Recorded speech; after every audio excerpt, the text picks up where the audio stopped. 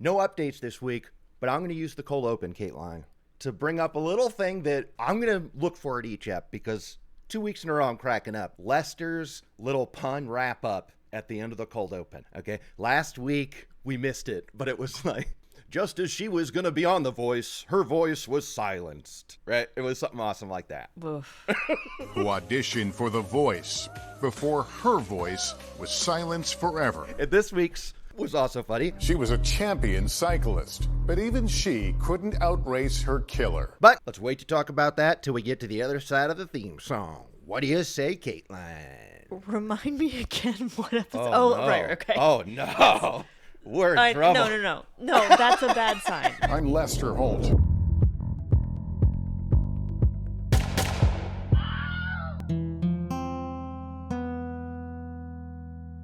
Howdy, Holdheads. I'm Kurt Money. Alongside me is my co-host, Kateline. and we are here to discuss the April 5th episode of Dateline. And here is the IMDb description.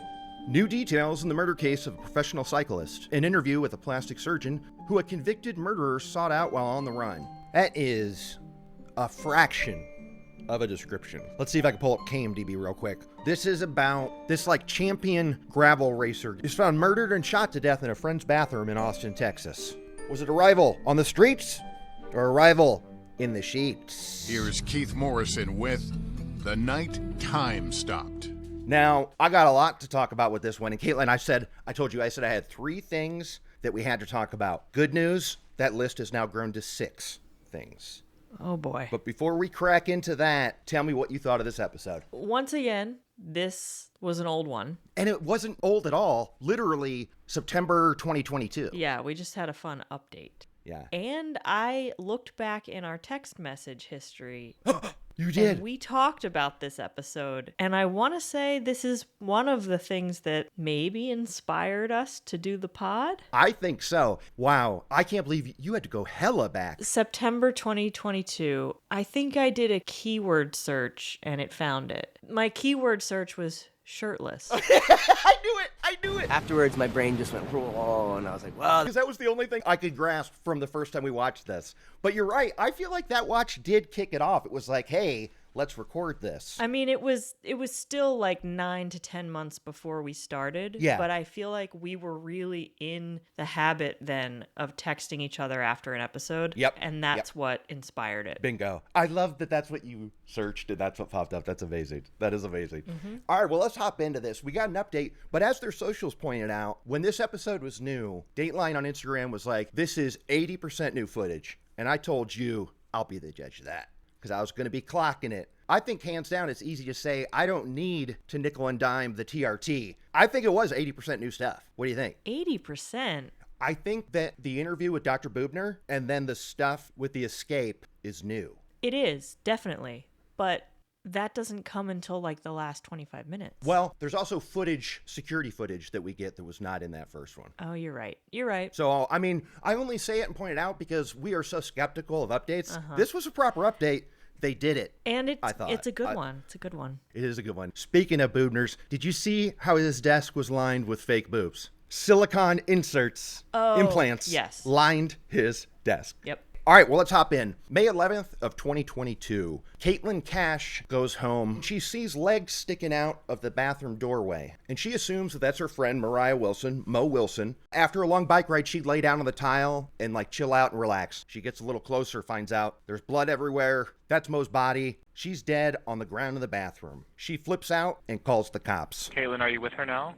Yes, I'm with her now. What are you thinking right now, Caitlin, when she called the cops? Well, we see the body cam footage of the cops arriving and talking to Caitlin, and she is acting exactly how I probably would be. Yeah. Just so upset. And also, Mo doesn't live in Austin, Texas. She's just staying at her house. So imagine your friend staying with you and being murdered in your home are you thinking, did the person actually mean to hurt me and got my friend instead? Yeah. Is this my fault? Good call. Is this on me? Because not that she was under her care, but that this happened while staying with her. I'm sure she had a ton of emotions. It's really scary. Yeah, I bought it. You knew right away that she didn't have anything to do with it. Mm-hmm. This was, again, we find ourselves with a genuine, heartbroken, close friend where it's like, no, this is the real deal. They found their friend. She's trying to do CPR. It's very sad. You see a lot of body cam footage and she is upset. Pump hard and fast and then count out loud so I can count with you. 1, 2, 3, 4, 5, 6. Good. Doing CPR on one of your best friends when you know they're probably dead, but you have to do it anyway. There's 3 gunshot wounds. Yeah. And didn't she say that she went to wash her hands and she was sad to wash the blood off her hands because that was like the last bit of her friend that she had left? Her blood. She said it actually very beautifully, but I'm going to save that for the end because that was in her victim statement. But you're right. That might be why I'm thinking about her, because she worded it in such a way I was like, dude. Yeah. That's powerful stuff. Mm-hmm. Okay. So the cops asked Kateline, do you know who could have done this? Do you know what Mo was doing today? And she says that she got a text message from her saying that she and her friend Colin were going to be going to the swimming pool and then later to get drinks. Kateline also showed the detective her last text from Moriah. I think I'm going to go swimming with Colin. Mo is like a champion cyclist. She competes all over, and Colin is one of her colleagues in the bike community. He's a fellow racer and gravel racer, which I didn't know was a specific thing. Yeah, gravel racing. It's not mountain biking, it's not street racing, it's gravel. Mo's been climbing the ranks. She's like a superstar in the field, and Colin is very well known too. Colin Strickland, a cycling friend, also famous in gravel racing circles. They also dated at one point, but are just friends now. And so... Says Colin. So they were going to go swimming and then get some food and some drinks. And immediately the cops were like, all right, where's Colin? Right. Let's talk to this guy. So they're tracking down Colin while other people on the team are going around the neighborhood and collecting security footage from anybody who had it. So they're doing that. And then they go over to Colin's house and they approach him and he plays it dumb. But it was a weird thing where her name's Mo, but her real first name is Anna. So there's a weird misdirect Yeah, there. They're like, do you know anyone named Anna? What was Mo short for? Moriah. And they're like, Anna Moriah? And he's like, no. Do you know Anna? Mo. Anna Mo. Yeah. And then they say, well, she's dead. And he is still kind of like, huh? He still doesn't react. It's a very weird reaction. Yeah. I will say, though, it didn't scream guilty to me. It just seemed like he was kind of a bro, a little bit aloof maybe, but it didn't seem like he was being evasive and weird, just maybe a little caught off guard. And to me, it wasn't guilty. It was more like maybe this person's not really involved in Mo's life and they just happened to interact that day. And he's like, wait, who are you talking about? Mm-hmm. Now, he knows damn well who Mo is. But you're right, he didn't act guilty or anything. No. He just kind of acted aloof or something, or just confused, really. Which, when we see him throughout this episode, that is basically how he is in all settings. So I think that's just his personality. Yeah, good old Colin. Now, I suspect, of course, the previous episode was called The Last Ride, available nowhere online. Now, I feel like I can find it at my one source where I can watch it a minute at a time, and I might still do. Don't tempt me, Kateline. Don't tempt me. I'm going to do it. I would never. I feel like that first step focused on Colin a lot more, because I remember hating this prick when I fired up this app, and he's not in it a bunch. Don't worry, I have reasons to hate the guy, but it wasn't as Colin heavy. So I wonder if that was the focus of the first step. I think so much of this new footage involves the actual murderer that the focus shifted away from him. Yeah. The cops ask him to verify what he was doing with Mo that day, and he says, we did go swimming, we were there for a little bit, and then we went out and got drinks. They bring him downtown. I mean, they talked to him at the station for 6 hours, and he comes down willingly. Yeah, and he says, we had the drinks, and then we both got on my motorcycle, and I took her home. And they're kind of suspicious because they saw in security footage that his Jeep drove down that street to her house. Don't you dare call it his Jeep. If Colin heard you call that his Jeep, Kate, he'd be so pissed. But at this time, they think it's his Jeep. Right. Because when they went to his house, The exact Jeep they saw on surveillance is parked outside. With a bike rack on the back and everything. With a bike rack and everything. So they're like, are you sure you were on the motorcycle? And he's like, yeah, we took the motorcycle. And they find the surveillance footage from the restaurant. And sure enough, you can see them pulling away on his motorcycle. But he is adamant that it was not the Jeep and it's not his Jeep because that's a chick car. Yeah. Now... He called it a Barbie car. A Barbie car. A giant black Grand Cherokee, like, that is fitted for off-roading with bike racks. That's not a chick car. Yeah, I guess because it's automatic. Well, I think it's pejorative. It's like, oh, a car that a woman would want is somehow bad. You're such a man that you wouldn't be caught dead driving something that a woman would drive. I hate it. Yeah, I mean, that's how he means it 1,000%. Absolutely. He described it as it being a girly car. He refused to drive it. What's wrong with it? It's just a Barbie car. Oh, really? This is where my hatred for him begins because he's like, I prefer to drive stuff that's like diesel with like an engine and stuff. I like to hear the growl. Sure. Real lame shit. Yeah, I was not impressed. I like manuals and diesels and things that are hard to drive. And as someone, as you know, who enjoys cars. Yes, oh yes. I don't think they're gendered. I think you can tell a lot about a person by what they drive, but to call something a chick car versus a dude car is very annoying. I know plenty of women who drive pickups. I know plenty of men who drive sedans. Like, it doesn't matter. They get security footage of the restaurant, and the problem is like everything Colin said ends up being true. So while it's giving us more and more proof he didn't do it, it is just more and more proof how much I dislike the guy. Totally. That he has to specify that in a police interrogation because something tells me that if Colin was moving, he wouldn't give a shit if it ran on diesel or not. And he would say, hey, person who owns a Jeep, can I use that to move my stuff because it's not going to fit on my moped?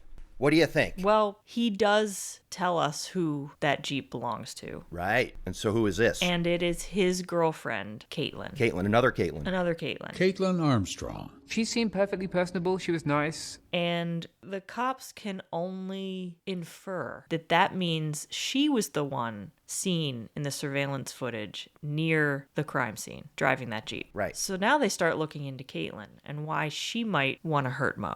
One thing we got to say is when they were talking to Colin in the interrogation, or another layer to the onion that is Colin, is that Mo, while they dated briefly in 2021, the year previously, they are just professional friends now because he wants to be friends with people. He has every right to be friends with people. But in his phone, Moriah is not called Moriah or Mo. She's called Christine. Now, this is where I cross my arms and say, this is why I fucking hate this guy. Right here is because what he says. And I wrote it down exactly, okay? I feel the right to a friendship with this person without any strife. That was his reasoning for changing the name of a previous girlfriend in his phone. I have it saved as a different name just because I am I gotcha. You said it was Christine. Pretty much, I feel the right to have a friendship with this person without having like constant strife. Oh, my, do I have problems with this. He absolutely has the right to be friends with anyone he wants without strife. But if you are in a relationship where that person won't let you be friends with someone without strife, then you should not be in a relationship with them. You got to pick one or the other. Yeah. You can't be juggling both. He had a lot to say about Kateline. He implied that she was no more or less jealous than the usual girl or something like that, where it was like, okay, red flag. He described her as just being just a regular jealous girlfriend. A regular jealous girlfriend. Yeah. Red flag. Yeah. This is a very toxic relationship. And then we learned that, didn't they say that when he was dating Mo, he and Kateline lived together that whole time? Yeah, they were on a break, but it wasn't a break big enough where they did not live together. That's correct. Yeah. Now, another red flag. Right. And Colin insists that him and Mo are just friends. Now, a little extra bonus for you, Kateline. I got some extra stuff from a 48 Hours that also covered this. Now, it was hilarious and laughable, and all they had were like people who ran biking magazines and like local DJs, because Dateline had all the real peeps. Mm-hmm. Lisa Goslin-Lenn is the editor of Vermont Sports Magazine. One thing they did have was Mo's text to Colin, and I have it right here. Oh. I'm gonna read it to you. Colin texted Kateline on the night of the murder, "Oh, sorry, I was running an errand and my phone died." So that's a lie. Mm-hmm. Okay. He texted Armstrong that he'd been running an errand and that his phone had died. That was not true. Because he was swimming and grubbing with Mo. Yep. And then, here it is, from 48 Hours. The only credit we can give them is that they read these texts. Everything else they sucked at, and Dateline is way better. And it's pretty funny to watch another show be so bad at what Dateline does so good. Yeah. Always. Text 1. This weekend was strange for me. If you just want to be friends, that's cool. Honestly, my mind has been going in circles. Now, those are 3 texts that are separated by hella ellipses. There's a lot of dots in between. There's a lot of waffling. But what do you make of those texts? That does not sound like a professional friend to me. Okay. Who sent those texts? That was from Mo to Colin, like after they had been hanging out at one point. Okay. It sounds like he and Mo... It sounds like Colin is two-timing. Right? Yes. It sounds like he's two-timing, but he's telling them both different things. Yeah. He's trying to play both sides. And this is why I really hate this guy. And I hate him. But also, Mo didn't permanently live in Austin. She was just staying there for a little bit. So he might have just wanted to have his little fun with her and then go back to Kateline. Oh, I bet he did. But what he's presenting to us is not true. And I feel like this text wraps it up, and I wish that he'd shut his dumb mouth. And I hope that he doesn't try and say that they weren't together. What do you think? You think he still tries to say that we were just friends? Probably because he knows that she's dead because of him. Thank you. That's my thesis of this fucking episode, is that... I mean, he didn't do it. Colin did not kill Mo. He didn't do it. Colin did not kill Mo. Nope, and he didn't want her to die at all. Nope. But this is the consequences of his actions. Yes, this happened because he wanted 2 ladies at the same time. And he clearly had a very toxic relationship with Kateline and didn't remove himself from that. And so much so that they, not only were Kateline and Colin living together and lovers, but they were in business together. They had like some... They redid trailers or something to make them look cool, like a hipster type. You know what I'm talking about, right? Yeah. He did the precise renovations. She handled the money. So they had a business together as well. So it's not like they were just casual. Their lives were completely intertwined. Oh, yeah. They're so entwined that they share Apple accounts and, like, they can, you know how, like, on your laptop, you can look at your text messages? Well, they share all that stuff. So when Colin would get texts from people, no matter what the name is on it, she could see it if she wanted to. And it turns out she really wanted to because she was reading his texts. And also in those texts was Mo texting Colin the address of where to pick her up. Mm-hmm. It's good to know. Yeah. Okay. Mo sent Colin a text letting him know the address where she was. So the cops are on to Kateline and they want to talk to her. And they're dying to talk to Kateline. They realize that there's a warrant out for, what was it for? Unpaid what? Unpaid Botox. Unpaid Botox, which is very interesting considering where this episode goes. I know. This is one of many, like, just tasty little bits. It was for theft of service for a Botox treatment. So they bring her in on this warrant, but then something happens where they think there's some wrong information on the warrant. So that's actually no longer valid. But while they have her, they want to ask her a couple questions. Yeah. And in her defense, she was like, so you brought me down here on a invalid warrant? Like what? You arrested me in my home. What are we doing? Dragged me down here. And detective is kind of like laughing, like, haha, yeah, it looks that way. But while you're here, and then they start asking her about Colin and Mo. Still have handcuffs on and everything. Let's get those off for now. And she's playing this right. Now, Keith loves to make a big point of like, but she stuck around. He makes it sound like she was sticking around well beyond the time when she had to. She was allowed to go, but decided to stay. But not really. No, because she did try to leave, but because she said, I think, that detective said everything she could in her power to make her stay. I mean, that detective's playing word games with her right now. Yes. She's trying to leave, Keith, right? Yes. Kateline was free to go, but for some reason, she didn't. She's saying all that classic stuff like, look, we just want to get the full story, okay? While you're here, just fill in the blanks. While you're here, we just want your help to figure out what's going on, and you can clear some stuff up for us, and then we can let you be on your way. And she's like, no, I don't think so. Yeah. She shoots it all down, and this detective is really trying to get her go of like, we've got Colin in the next room, and he's talking about how, like, you and Mo had this thing. Like, really trying to poke the bear of jealousy here in hopes that she'll react. And she doesn't. She's stone-faced. It sounds like there were some issues between you and this girl. There's maybe some explanations for a lot of things. And I think it would be very beneficial to get that side of the story so that we can clear it up. She is stone-faced, but we don't really know that because this is one of my issues on my list, Kateline, is I would like to go state by state, police station by police station, and just choose where they put their security cameras. What do you say? Oh my gosh, I know. Point it at the person you're interviewing. Don't you want to see the face of the person that you're taping? That's the whole purpose of this tape. We're just seeing the top of her head and her back. Now, I know what all the detectives looked like. I know what the detective looked like that was interviewing her because her face was on cam the whole time. Mm-hmm. But that angle doesn't matter. Put the camera above the door. Thank you. And it's got to be a thing where they think they don't want the person to be able to see it. They think it's a subconscious thing where if they see a camera, they won't be honest. I bet that's what it is. And I'm going to say it's not worth it. What you're suggesting might be a true thing. It's not worth the risk. Put the camera on the other side. Now, do it. What do you think? Or maybe hide it? Yeah. I mean, if you don't want them to see it, there are thousands, infinite ways to hide a camera these days. Obscure it in some ductwork. Do something. Yeah. Oh my God. That bugged the hell out of me.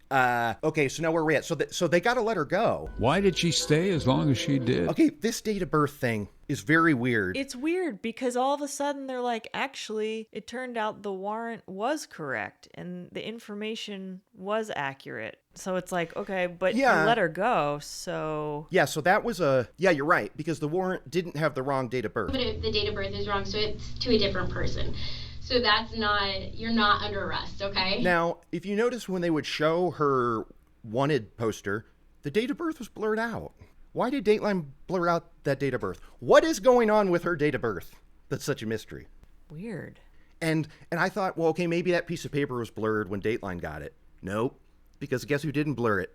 48 hours. She was born 11/21/87, which you could still kind of see anyway on Dateline because they didn't blur it a whole lot. So what I just want to know, it's got to be some sort of like legal safety. Like, well, we didn't show her date of birth, so that didn't affect the jury or something, right? Because like, why would they bother to blur it? That's very strange. Yeah. Well, when she's allowed to leave, she leaves. She leaves the town, the state, and ultimately the country. Yeah, because... as soon as they put all this together, like, okay, she's definitely number one suspect. We should go get her back. She's out of here. They don't, she's not in the state. Where is she? She left Austin. She flew to New York City where her sister lives. And right. What happened here? I think she told her sister that she was coming to visit because she missed her. Uh-huh. And in my mind, while her sister was like asleep, she took her passport. Bingo. And then left town and... Told her sister one thing. Told her sister, like, thanks for the visit. I'll see you later. Took the passport. Flew to Costa Rica under her sister's name because they did look alike. Yeah, and they looked for Caitlin Armstrong on all like the manifestos, and it wasn't there. So that's when somebody said, "What's her sister's name?" And sure enough, her sister's name was on a manifesto to Costa Rica. Yep. So they're like, okay, we know she's on the run and we know she's in Costa Rica. Let's go down there and see what we can find. And they team up with the local authorities there. And I have to say, a lot of these episodes feature some detective dinguses, but I thought that everybody in this one was on it. Just some solid police work. Yeah, I guess. Look, I'm with you that they're not dinguses. I'm leaning towards they're doing their jobs because guess what they're not getting credit for? Having to walk the beach all day for a week. Because that's what they're griping about, Kate. Okay. 10 miles every day we had to walk the beach. Well, they're not allowed to go swimming. They're not allowed to, like, grab a pina colada while they're walking the beach. They're probably... You don't know that. All right. I just think that they were following their leads quickly. They were not dragging their feet. This all unfolded very fast. I agree. And I'm not trying to diss them. Look, those guys were on the 48 hours as well. And it was a round table thing. And they were doing like handheld camera stuff like it was nitty and gritty. And I wasn't into it. Okay. So that's why I'm kind of like, I'm not going to give these guys the biggest pats on the back ever. Okay. But this is a Dateline recap show. Look, you're right. You're right. That was out of line. Now, before we talk about Costa Rica and our boy, my brain just went, whoa. We got to talk about this passport name phone situation. So they figure out that her sister, although they call her Christy, her name's Christine. Her sister's name is Christine. They do kind of look like. They're both smoke shows, I'm going to say it right now. They're both pretty attractive. Yeah. Her sister's name is Christine. Now I'm going to ask you, rewind back to Colin's interview. What was the fake name that he gave to Mo to put in his phone to trick his girlfriend? I gotcha. You said it was Christine. Pretty much. Christine. So here's what I think. This is what I think happened and how old Colin got busted. Is that he thought he was so smart. I'm going to call Mo, I don't know, Christine. Let me pick a name out of thin air. Pluck. Okay, yeah, Christine. Kateline will never know. Kateline gets online. She's, they're in this terrible relationship. She goes over to his instant messaging. Wait, a lot of text with Christine. That's my sister's name. Who is this? Why is he texting my sister? Oh, wait, these texts aren't about sister stuff. Who is this? Boom, busted. What do you say, Kateline? Yeah, maybe. He should have saved Mo's name as like a dude. Yeah. It's funny to me you don't enjoy to bask in the irony of him picking a fake name and he happened to pick his girlfriend's sister. That's pretty funny. He's a real intellectual. I think it's amazing karma payback for him. Wrong name. So anyway, we're in Costa Rica. The cops are there looking for... There are lots of yoga studios in Costa Rica. Like, she's kind of covering her tracks. She's bouncing from hostel to hostel. She's collaring her hair. She's going by names. She had like a bunch of different names. Yeah, she changed her hair color. She would also make reservations at hotels and then not show up to send the cops on wild goose chases, which good move is very Ripley of her. Yeah. And she befriends some of the locals, including our boy, the shirtless surfer. Yep. What's his name? I don't even remember his name. Teal. His name is Teal. Like the ocean, like the color of the water. Like the color. Yeah. All right. Teal. Oh, you're right. Like the color of the ocean. Right on, brother. Right. So the cops get wind of this guy's number because she had been in touch with him. So they try and call him, and what's Teal's response first off? He's hanging up on these jokers. He's saying, I don't have time for this, right? Is that what he did? They had to call back 3 times. Yeah, they had to call back 3 times and go like, don't hang up, don't hang up. Listen, if you got some good surf that day, yeah, you don't have time to be dealing with the police. You got to hit that NAR. Yeah. Whatever they call it. Is that just for snow? I'm not sure, but I'm leaving it in. What do you think? Okay. Teal Akerson, a true local, raised in Santa Teresa by American parents. When we meet old Teal, he's catching waves, and guess what? This is what we texted about. He's doing that talking head, no shirt. He is leaning on a log on the beach, no shirt, trying to talk over the sound of the crushing waves. Talking about things he shared. They just shared a few moments and like memories, man. And like focusing on your yoga practice. Yeah. We were both kind of getting along and talking and sharing. Talking and sharing. He was awesome, and I love Teal. I love the way he talked. I love that he was shirtless, and I believe we confirmed it earlier that when we texted in 2022, I said this has got to be the first shirtless talking head on Dateline, and I stand by that. Yeah. I feel like it is. We need to get somebody from Dateline to confirm that. Yeah, absolutely. So they talked to Teal, and he went on a few dates with her. 4 or 5 dates. Hey, Teal lets us know they didn't kiss or anything. Nope, nothing happened. Which is what we're in it for, and Teal gave it up. We never kissed, never hooked up. It wasn't like that. What do we find out about Kateline from Teal? She had a few different names, but she had dyed her hair brown. It wasn't blonde anymore. And she had also, this is the wild thing, and this is why this plastic surgeon was on the episode, is she's out there getting nose jabs, Kate. She wanted to be unrecognizable when the police came calling. Yeah, and what's so funny about that is 48 hours at a side-by-side, I can't tell between the 2 noses. It's still her. It's very clearly still her, just with brown hair. But she apparently had a nose job and a little bit of a brow lift, but you can't tell. So I don't know if you've seen these posts on Instagram that have been going viral about the plastic surgeons in Turkey and the amazing transformations they can do. They make people look completely different, like completely different. And as soon as I saw these posts start popping up in my feed, I thought of this episode because I was like, remember that girl who fled to Costa Rica and got plastic surgery? She should have gone to Turkey. Then she could have like disappeared into Russia with a completely new face. Yeah, but what's the yoga like in Russia? And we know that was important to her because she brought her yoga mat on the plane. We see her in security footage. I mean, lady, if you want to be undetected, the one thing they know about you is that you fucking love yoga. They know you can't get enough yoga. So by carrying around a yoga mat, it kind of points a big old arrow to you. I do think it was because it's her only income source. She teaches yoga. That's like her livelihood. Yeah, but how important is that pad? You can do a makeshift yoga mat if you're on the run for murder. You can buy another one wherever you go. Yeah, you could do that as well. Buy another one. It seems crazy. That's all. And she did sell her Jeep, the chick car. Yeah. She sold it to pay for her trip. 12 grand she got. 12 grand. She could have got a new mat for sure. Yeah. So now the cops are thinking, well, we know where she's at. She's in this general area. So this is when they're walking around looking for her. And both 48 Hours and Dateline love to talk about how it is not rare for there to be smoke shows cruising the streets in Costa Rica. Everywhere they love looked. to talk about it. Everywhere they looked, they saw like a blonde American woman with a yoga mat. It's Yeah, very funny. Yeah. Yeah. Indeed, there were Kateline doppelgangers everywhere. They've got a female agent that's going to yoga classes and asking around. She doesn't have any luck. But one thing they do, this is a shot in the dark, is they like post like a Craigslist ad for a yoga instructor. Like, we want to hire a yoga instructor, and they let that sit. And I want to say it was within the week, right? Because they're about to leave. That's right. They're about to call it a day, right? They're about to go home.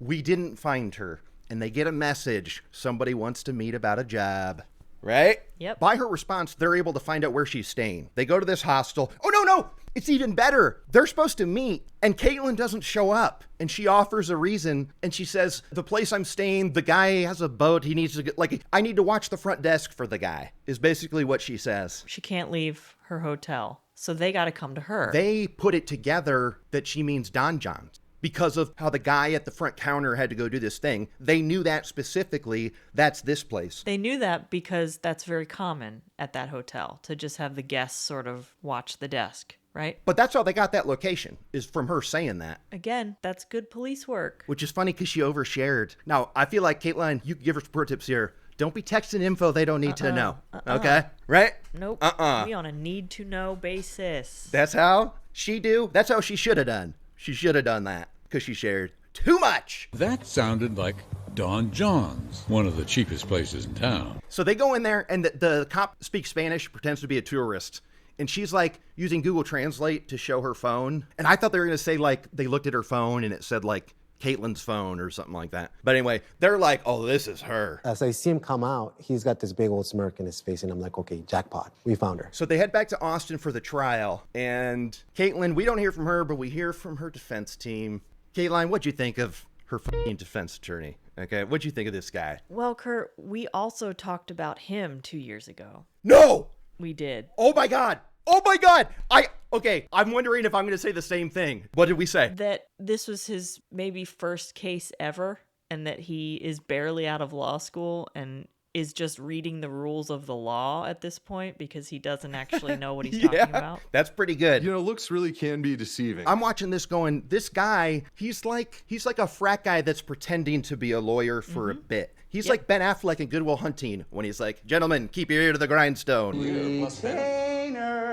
Like he's in a suit pretending to be a tough guy by rereading things that he memorized. Yes. Because all his arguments are like basic shit about law and how Totally. like people should be raised. And he reads the rules of law to Keith, and Keith's like, yeah, I'm familiar. I know what that is. Yeah. Yeah. Oh, Keith was not a fan of this guy, and you could tell, right? I mean, he was not having it. It was so funny the way that Keith presented, like, and he says this, he says, okay, but the public is pretty confident that they have her dead to rights. That's what he says. Well, yes. But in this case, it looks like the public seems to have accepted the idea that they've got her dead to rights. But this is what the lawyer says. He goes, what if I told you? That was his line, no. right? Yep. What if I told, he said it twice. He said it one too many times. What if I told you? But it was like, what if I... that she's innocent? And Keith's like, uh-huh. Keith goes, well, I'd love to hear it. I'd love to hear it. Because the guy's like, what if I told you that everything you just said is either a lie or not true? What if I told you that about 98% of what you just said is either completely incorrect or mostly incorrect? I'd love to hear your explanation. And he says to Keith, at one point says like, well, how are you going to prove that? He loved getting that question because he goes, it's not up to us to prove it. I don't have to prove that. That's not how the system works. Defense attorneys love to say that. That's up to the state. Uh-huh. That's up to the state. We don't got to do that part. He loved it. And he says, if this goes to trial, the evidence will free my client. I expect this. The government's own evidence will acquit Kateline Armstrong. They just haven't looked at it. And how did it go, Kate? Things went to trial. It went How'd to it go? trial. Uh-huh. It didn't free his client. She She actually tried to free herself. Oh, God, I forgot. She tried to free herself. She was in custody and being transported, and she broke away from the guards and took off running and was running for like 10 minutes. She had 10 minutes of freedom, but they caught her. And if fleeing to Costa Rica didn't prove that she was guilty, certainly running away when you're in custody. When you're in the black and whites and you've got shackles on. Wearing the stripes. You're wearing the stripes. With shackles. And you've got a poor officer that was chasing her, Kate. Oh, man. Fell 3 times. We might see 10 seconds of footage. We see her fall and bust ass at least 3 times. And that went on for 10 minutes. How badly did it hurt you that she tried to escape just before the trial? I think every criminal defense lawyer in America who saw that shook their head and said, those guys in Austin, they're in a load of trouble. To see her, like, she was out of her cuffs, but it looked like she was still in them. But she was out of them. Well, she was in them, but she had picked the lock so that they were separated. They were still But on it was still, her. like, attached to her. Yes. Right. But she's juking and jiving, like, trying to serpentine her way out of there. Oh, yeah. I'm going to go left, but go right. It's some "Oh, brother, where art thou?" for sure. It's hilarious. Nobody comes off looking good in this video. There, we're in a tight spot. No, she is a murderer. Yeah, she is a murderer. And, okay. There's a little bit of footage we didn't talk about. This was part of the update that really floored it for me. 1, the escape footage, but 2, we actually hear the murder happen. Yes. Right? There's some nearby surveillance from another house in the neighborhood. It's like a Ring camera. Yeah. And you can hear Mo screaming and then 3 gunshots. Yeah, and it's like 2 back-to-back, 6 seconds, and another one. And so that's Kateline walking in, pointing a gun at her, and you hear it happen. A 6-second pause and 1 more gunshot. That's some pretty haunting, chilling stuff right there. Yeah? Yeah. So along with that evidence and all this other stuff, according to that lawyer, he said, well, he called it something, I forget what he said, but anyway, he didn't think that would stand up, but it did. Poor Colin. Now this is when Colin has to enter the picture because he's got to come to court and testify. And you know how bummed he is he has to do this. Now I love when Keith said he didn't write anymore. I say, good, dude. I hope you are miserable the rest of your life. Okay? I'm sorry. This happened because you wanted 2 ladies at the same time. That's why this happened. This is your fault. So when I see him roll up to the courthouse and Keith and the editors knew what fun this was. Oh, man. Him tripping over the cameras, right? But it's like he sought the cameras out to intentionally try to kick them. That's what's so funny. It's like he was purposely walking into them, like to piss them off or something. But he was pissed. He was beyond pissed. He didn't want to talk or see anybody. So he is like pushing cameras out of the way and one of them saying, ow! And everyone's like, bro, we're not here for you. Relax. Colin Strickland, who did not seem happy to be there. It is really funny. And look, I know he's in great physical shape and he's a biker, but he got just a little butt, Kate. And I was cracking up at seeing his little butt in them jeans when he was trying to avoid cameras. Well, Kurt. What? Any butt is going to be little compared to yours. My God, did I walk into that one? Woo-wee! All right. You backed into that one. Oh, well, that's a list segue right there. Kate, what do you got? Kate's unnamed list. Kurt, I feel like I need to change my list. Well, if you're going to say it's a goose egg, it's not, because a new item of yours happened. And I believe it was from that defense attorney. A missing puzzle piece? Yeah, specifically a Jenga puzzle piece. It was not a missing puzzle piece. It was a puzzle piece. If you think of it like a Jenga tower, the government is trying to piece together little different logs of evidence, and we're trying to poke them out. So technically, that's a puzzle. Okay, I guess I'll count it. So there's one. That's one. Yeah. Wait, so what? But what's up? Your other stuff also almost happens a bunch. So like, what are you sweating here? I think it's the Florida and the military ones. They're just not happening. Well, that's all right. That's all right. When they do happen, you can talk about them, right? I have like 10 things on my list. I don't talk about them every week. That's true. You're right. So you had one list item. Just one. Just one. Now it's on to Kurt's Kick-Ass List. Kick-Ass List. Now, I also had a hit, and I thought, Kurt, write that down or you're going to forget it. And I thought, why would I forget a list item, Kurt? Well, guess what, Kurt? I forgot. But it is an item, so I'm going to let another Kurt hop in here and say it. Future Kurt here. Current Kurt is correct. One of the biker dudes compared Kateline and Colin to Power Rangers because they both had skills that could be joined or something. I don't know.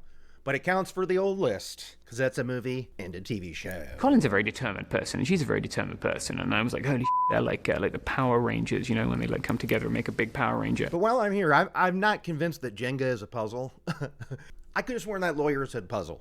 He did say Jenga, and he's talking about pieces, but he does never say puzzle. So Current Kurt might be wrong on that one. But on this one, he's right. Back to you, Current Kurt. Thank you, Future Kurt. All right. Is there anything we're forgetting here? What do you think? What was her sentence? Oh, her sentence was 90 years, but I'm glad Keith repeated it because it sounded like 9 to me. Yeah. For a period of 90 years.